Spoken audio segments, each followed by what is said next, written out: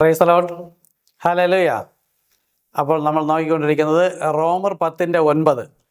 യേശുവിനെ കർത്താവെന്ന് ഹൃദയം കൊണ്ട് വിശ്വസിച്ച് വായ് കൊണ്ട് ഏറ്റുപറയണം എന്ന കാര്യം നമ്മൾ നോക്കിക്കൊണ്ടിരിക്കുന്നത്.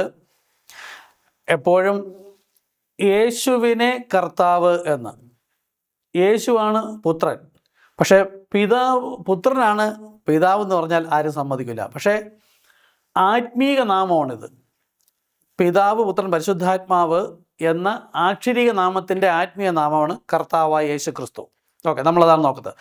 അപ്പോൾ കന്യകയിലൂടെ എടുത്ത ജഡശരീരത്തിൽ വന്നത് ഇസ്രായേൽ ജനത്തിൻ്റെ സ്വന്തമായവനാണെന്ന് നമുക്ക് മനസ്സിലായത്. സ്വന്തമായവൻ, ഇസ്രായേൽ ജനത്തെ തിരഞ്ഞെടുത്തു, സ്വന്തമായവരിലേക്ക് ഒന്ന് അവർ തള്ളിക്കളഞ്ഞു. അപ്പോൾ ഇസ്രായേൽ ജനത്തെ തിരഞ്ഞെടുത്ത യഹോവയായ കർത്താവ് അല്ലെങ്കിൽ സൃഷ്ടികർത്താവ് തന്നെയാണ് യേശു ക്രിസ്തു എന്ന നാം കണ്ട ബോഡിക്കുള്ളിൽ ഇരുന്നത്. ഇസ്രായേൽ ജനം മക്കൾ ജഡരക്തങ്ങളോട് കൂടിയായതുകൊണ്ട് അവരെ തിരഞ്ഞെടുത്ത സ്വന്തമായവൻ അവരെ പോലെ ജഡരക്തങ്ങളോട് കൂടിയായതാണ്. അപ്പോൾ ഇസ്രായേൽ ജനത്തിൻ്റെ ഇസ്രായേൽ ജനം എന്ന മക്കളുടെ പിതാവ് ആരാണെന്ന് നമ്മൾ നോക്കുന്നത്.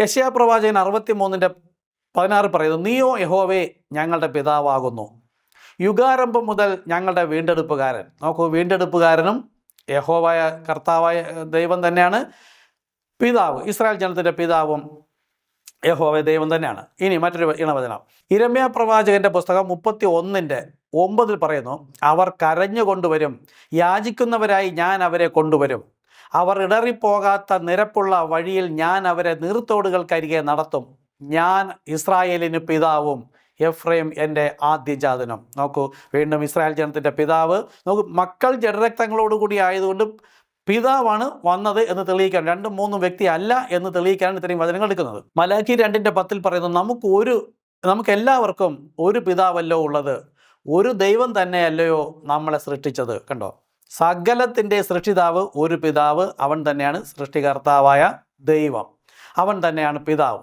അപ്പോൾ നമുക്ക് ഒരു കാര്യം നോക്കാം. കന്യകയിലൂടെ എടുത്ത ജഡശരീരം നോക്കൂ. ഇവിടെ പുത്രൻ എന്ന് പറഞ്ഞാൽ ദൈവത്തിൻ്റെ സൃഷ്ടിയാണ്. ഗബ്രിയേൽ ദൂതൻ മറിയോട് വന്ന് പറഞ്ഞ അത്യുന്നതൻ്റെ ശക്തി നിന്റെ മേൽ നിഴലിടും, ആകയാൽ ജനിക്കുന്ന വിശുദ്ധ പ്രജ ദൈവത്തിൻ്റെ പുത്രൻ എന്ന് വിളിക്കപ്പെടും. അപ്പോൾ ദൈവത്തിൻ്റെ സൃഷ്ടിയാണ് കന്യകയുടെ ഉദരത്തിൽ ഒരു ജഡശരീരം, വെറും ഒരു ജഡശരീരം മാത്രമാണ്. അതാണ് 1 യോഹന്നാൻ 4:2 പറയുന്നത്, യേശു ക്രിസ്തു ജഡത്തിൽ വന്നു എന്ന് വിശ്വസിക്കുന്നവൻ മാത്രമാണ് ദൈവത്തിൻ്റെ ആത്മാവ് വ്യാപരിച്ചവൻ. അതായത് അബ്രഹാമിന് മുമ്പേ ഞാൻ ഉണ്ട്. അപ്പോൾ സൃഷ്ടികർത്താവ്, അബ്രഹാമിന് മുമ്പേ ഉള്ള സൃഷ്ടികർത്താവായ യഹോവയായ ദൈവം തന്നെയാണ് ഇസ്രായേൽ ജനം മക്കളുടെ അടുക്കലേക്ക് ഇറങ്ങി വന്നത്.